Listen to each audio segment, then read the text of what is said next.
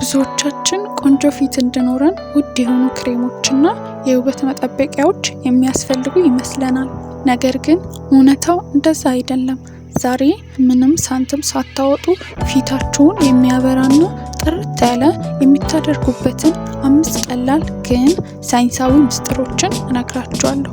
በተለይ 5ኛው ነጥብ ለሁላችሁም በጣም አስፈላጊ ነው።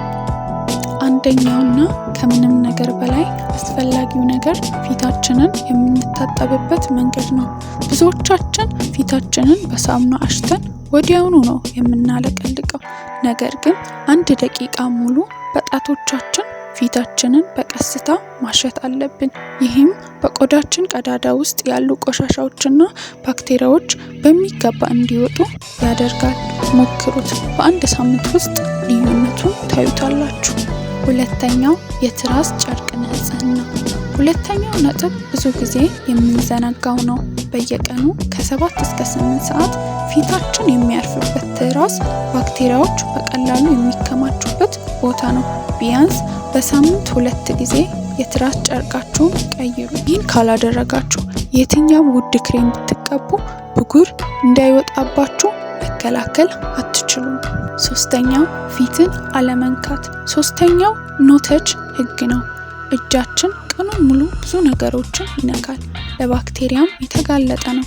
ያንን እጃችንን ፊታችን ላይ በምናስቀምጥበት ጊዜ ቆዳችንን እንበክለዋለን። ስለዚህ በተቻለ መጠን ፊታችሁን በባዶ እጅ ከመንካት ተቆጠቡ። አራተኛው የበረዶ ውሃ ተአምር ነው። አራተኛው ጠዋት ስትነሱ ፊታችሁን በቀዝቃዛ ውሃ መታጠብ ነው።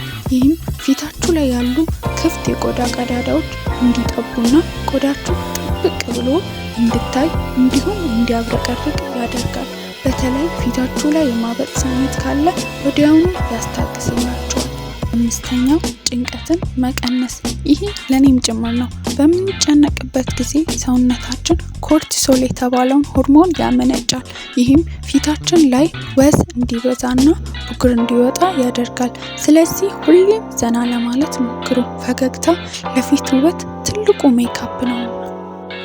እንግዲህ እነዚህ 5 ነጥቦች ምንም ሳንቲም የማይጠይቁ ግን ውጤታቸው አስገራሚ የሆነ ናቸው።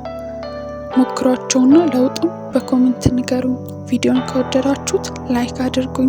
አዲስ ከሆናችሁ ደግሞ ሰብስክራይብ በማድረግ ቤተሰብ እንድትሆኑ እጠይቃችኋለሁ። ለሌሎች እንዲደርስ ደግሞ ሼር አድርጉ። በቀጣይ ቪዲዮ እስከምንገናኝ መልካም ቆይታ።